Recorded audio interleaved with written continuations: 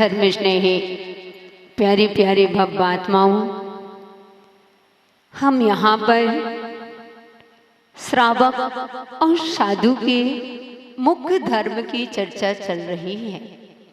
यहाँ देख रहे थे कुंद कुंद स्वामी ने उस रेण सार ग्रंथ में श्रावक का मुख्य धर्म और साधु के मुख्य धर्म दोनों के लिए कह दिया। क्योंकि बंधुओं, हमने बताया कि जिस प्रकार से एक तराजू के दो पलड़े होते हैं, ऐसे ही जीवन की शुरुआत जो होती है दो पहलू से हुआ करती है। कभी एक पहलू से हमारे जीवन की शुरुआत नहीं हो सकती है, तो हमेशा जीवन में दो ही लगे रहते हैं। हमने आपको बताया था, कभी जन्म होता है तो कहीं मरण होता है, कभी दुख आते हैं तो कभी सुख आते हैं, कभी धूप होती है तो कभी छाँव होती है, कभी दिन होता है तो कभी रात होती है, कभी पुण्य होता है तो कभी पाप होता है। ऐसा नहीं है कि हमारा एक ही चलता रहे, पाप आया तो पाप का उदय है तो पाप ही चलता रहेगा, नहीं। पुण्य आया तो पुण्य चलता रहेगा, ऐसा नहीं है। हर क्षण समय परिवर्तनशील है। इसलिए अपने जीवन को आचार्य महाराज ने भी ऐसा नहीं कहा कि मात्र साधुओं के लिए कह दे अथवा श्रावक को बोल दे तो हो गया, नहीं। यहाँ श्रावक के लिए भी कह दिया और साधुओं के लिए भी कह दिया। श्रावक के मुख्य कर्तव्य क्या बताए थे? दान और पूजा। दान और पूजा। उस श्रावक का क्या साधु के लिए क्या बोला था? ध्यान और अध्ययन। कि साधु के भी, इनके बिना साधुओं का भी नहीं चल सकता, और आपको श्रावक के जो कर्तव्य है उसके बिना आप श्रावक नहीं कहला सकते। इसलिए अभी चर्चा साधुओं की नहीं, अभी चर्चा किसकी चल रही है? श्रावक की। साधुओं का भी चर्चा, लेकिन आज हमको देखना है। कल हमने दान के बारे में देखा था कि दानम पूजम मुखम ना सावाए श्रावक धम्मम, यानी दान और पूजा के बिना सावाय धम्मम यानी श्रावक धर्म नहीं हो सकता है। ऐसे ही तो बंधुओं, दान के लिए तो दान कितने प्रकार के बताए अपने आगम में? 4 प्रकार के। कौन कौन से दान? औषध दान, शास्त्र दान, अभय दान और आहार दान। पढ़ते हो अपन? औषध शास्त्र अभय आहारा, पढ़ते हो? यानी औषध, पहले हमें औषध कभी भी होते हैं, कहते हैं पहला आचार्यों ने औषध दान दिया है। औषध दान का मतलब होता है कोई रोगी व्यक्ति, बीमार व्यक्ति, कोई पीड़ित अथवा दुखी व्यक्ति, अगर आप सम्यक दृष्टि हैं और एक दुखी व्यक्ति आपके पास आ जाए तो आपके भाव औषधि दान के होंगे। ऐसा हो ही नहीं सकता कि आप सम्यक दृष्टि हैं, आप श्रावक हैं और कोई रोगी है, पीड़ित है, कोई को ऐसी बीमारी आदि से ग्रसित है, वो आपके भाव उसको औषध दान देने के ना आए। बंधुओं, हो ही नहीं सकता। अगर आपके इनको पीड़ित व्यक्ति को देख करके आपके भाव औषध दान देने के नहीं हो रहे हैं, उसका इलाज कराने का नहीं हो रहा है, भाव ही नहीं हो रहे हैं, अरे ये तो चलती है, सबको होती है, क्या हमने सबका ठेका लिया? क्या होता है? क्या हमने सबका ठेका लिया है? क्या हम ही दवाई कराएंगे? संसार में और कोई है नहीं क्या? अरे बंधुओं, तुम संसार को देख रहे हो कि अपने सम्यक दर्शन को देखना है? अपने सम्यक दर्शन को कल हमने बताया था, जैसे वह बाग में, बगीचों में उस जड़ में पानी ना डाल करके पत्तों में, फलों में पानी डालता है तो भी वह सूख जाते हैं। ऐसे ही तुम श्रावक हो। अगर श्रावक के जो कर्तव्य हैं, अगर अपने कर्तव्यों का, अपने सम्यक दर्शन जो है, जो मूल है, उस मूल में तुम कर्तव्यों का पानी नहीं दोगे तो धर्म फलीभूत होने वाला नहीं है, धर्म नहीं चल सकता है। इसलिए हमें हमेशा ध्यान रखना, कभी भी मन में ये नहीं आना चाहिए कि हम ही दवाई कराएं, क्या नहीं, अपना सौभाग्य मानना चाहिए। ओहो, मेरा सम्यक दर्शन मजबूत हो रहा है, मैं क्या कर रहा हूँ, मैं दान दे करके अपने कर्तव्य से उसमें पानी डाल रहा हूँ, जिससे वह धर्म का वृक्ष एक लहराता हुआ आ जाए। इसलिए बंधुओं, कभी भी हो ऐसे लोगों के दान देना आवश्यक होता है।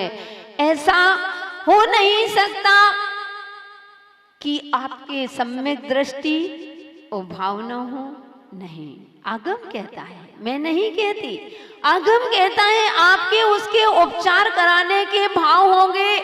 जब श्री कृष्ण ने अपनी नगरी में एक मुनिराज को देखा था, वे मुनिराज के पास पहुंचते हैं, उनके पता चला कि मुनिराज को बीमारी है। दिगंबर साधु कभी अपने मुख से यह नहीं कहते हैं कि मुझे रोग हो गया है, आप मेरा इलाज करा दीजिए, मुझे वैद्य जी को दिखा दीजिए, मेरे लिए कोई डॉक्टर वैद्य को बुला दीजिए। साधु अपने मुख से कभी कह ही नहीं सकता है, क्योंकि साधु का याचना का त्याग होता है। साधु किसी भी प्रकार की याचना नहीं करता। आपको स्वयं जो विवेकी पुरुष होते हैं, वे जाकर के सबसे पहले अब आपका कर्तव्य होता है कि आप जाइए और उन मुनिराज नगर में होते हैं, कहीं भी आप जाते हो, तीर्थ यात्रा वंदना करने जाते हो, तो विवेक के, क्योंकि श्रावक हो, श्रावक श्रद्धावान, विवेकवान और क्रियावान, ये तीनों बताए हैं। तो बंधुओं, बस जाता है, पूछना चाहिए कि महाराज आपका स्वास्थ्य ठीक है। वे कृष्ण जी पहुंचते हैं, मुनिराज को नमस्कार करते हैं और नमस्कार करते हुए उनकी सेम खुशल पूछते हैं कि महाराज आपका स्वास्थ्य ठीक है। वे पूछते हैं कि महाराज स्वास्थ्य ठीक है, महाराज आपका रत्नत्रय अच्छा चल रहा है, महाराज श्री आपकी संयम की साधना अच्छी चल रही है, कोई परेशानी तो नहीं है, कोई संयम में आपको अड़चन तो नहीं आ रही है, ये ऐसे आपका आहार निरंतराय हो रहा है कि नहीं, आहारचर्या ठीक चल रही है। बंधु, ये श्रावक के कर्तव्य विवेकशील ऐसे करते करते वह सब पता लगा लेता है कि महाराज को कुछ ना कुछ परेशानी है।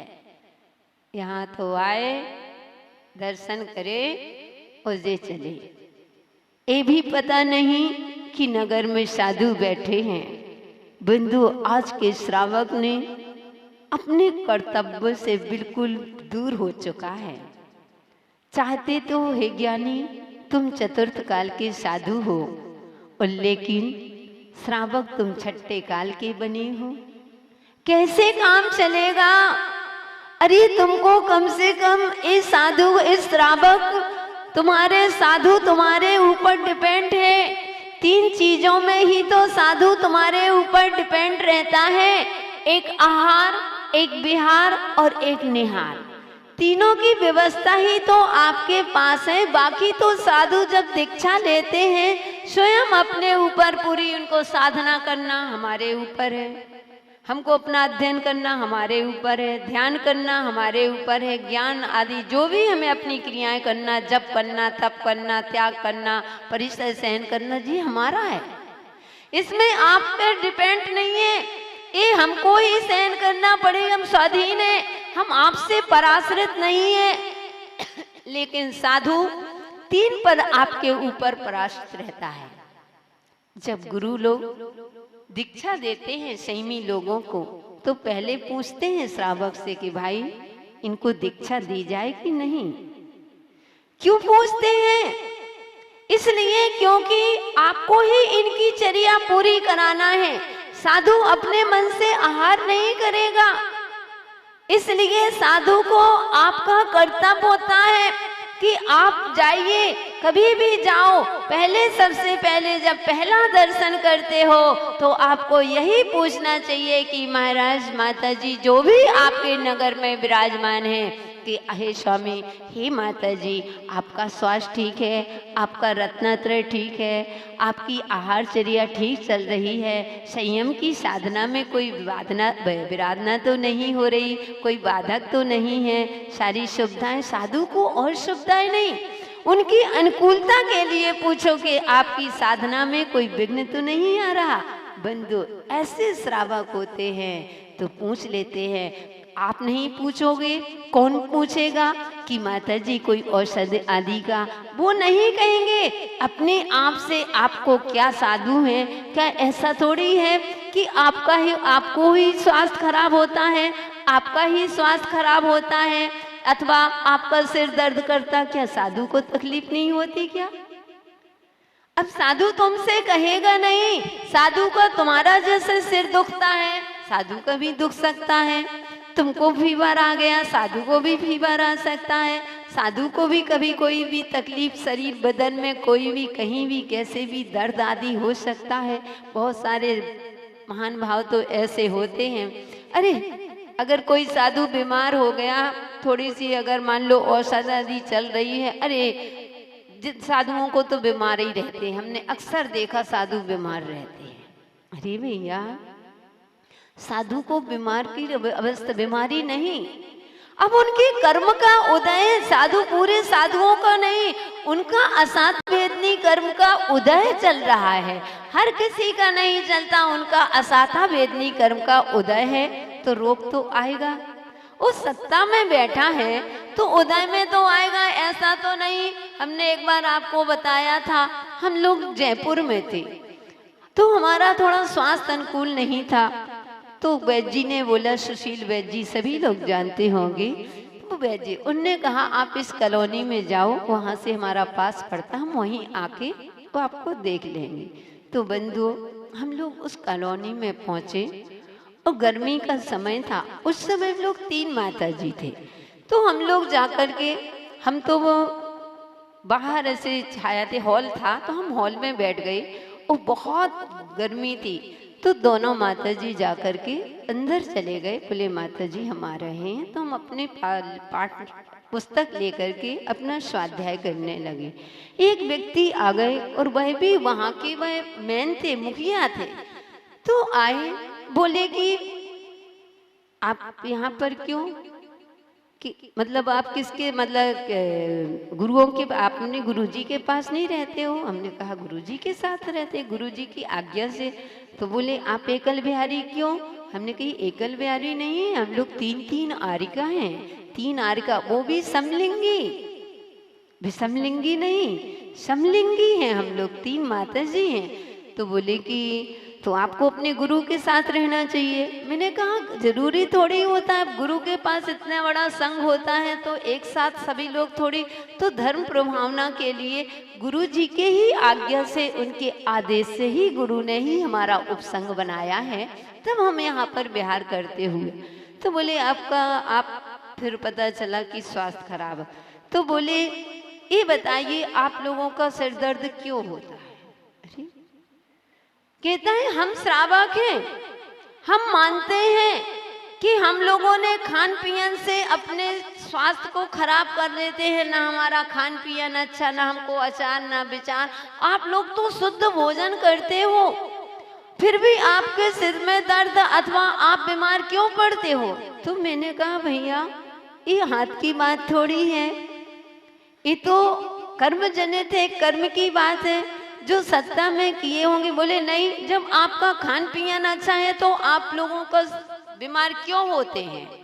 हमने कहा कि बीमारी का हो सकता, अभी माता जी बने हैं, बचपन से तो माता जी बनने ही गए थे, बचपन में पाप किए होंगे, कुछ खाया पिया होगा, तो वो समय तो निकलेगा कि नहीं निकलेगा। जो सत्ता में बैठा है तो उदय में तो आएगा। बोले नहीं, ऐसा नहीं होना चाहिए, बिल्कुल गलत है, आप लोगों को बीमार पड़ना नहीं चाहिए। तो मैंने कहा कोई बात नहीं। फिर मैंने एक उनसे प्रति प्रश्न किया। हमने कहा ठीक है, आप कहते हैं, पहले ये बताइए, आपका भी तो कर्तव्य होता है, आप श्रावक हो। साधु का अगर आहारचर्या अच्छी होती रहे तो साधु को कभी भी औषधि की आवश्यकता नहीं पड़ती। साधु का आहार ही सबसे बड़ी औषधि है। तो आप लोग कितना ध्यान रखते हैं साधुओं का। आप लोगों को एक तो रेडीमेड चौका हो जाता है, चौका भी नहीं लगाना, बना बनाया चौका मिल रहा है, आए और आहार देने की आपको रहती है। तो आपको भी तो विवेक होना चाहिए कि साधु क्या ले रहा है, कैसा चलना चाहिए। तो कहता है कि नहीं, हम तो श्रावक हैं, हम तो गलती कर सकते हैं, आप ही लोग अपना ध्यान रखो। तो बंधु, कहने का तात्पर्य कि साधुओं के लिए श्रावक अगर बीमार पड़ता, औषधि आपको विवेक के साथ स्वयं आहार चले। जब आप इतना विवेक रखोगे तो साधु को भी कभी औषधि की आवश्यकता नहीं पड़ती है। कहीं तुमने इसके ऊपर वो चला दिया, दूसरी चीज चलना था और वो वस्तु चला दी। तो एक साधु के लिए विवेक होता है, विवेक के साथ साधु के लिए आहार चलाना चाहिए। तो बात चल रही है, उन कृष्ण जी को पता चल गया कि मुनि महाराज को बीमारी है। अब वो मुनिराज पूरे नगर में उन्होंने महाराज के लिए कि नगर नगर में चौके लगे थे, सब जगह क्या भेज दिए, लड्डू भेज दिए। उस लड्डू में दवा के ध्यान रखना, दवाई हमेशा दबा कर ही दी जाती है, कभी उघार करके दवाई नहीं दी जा सकती है। लो माता जी, दवाई है, ले लो ले लो।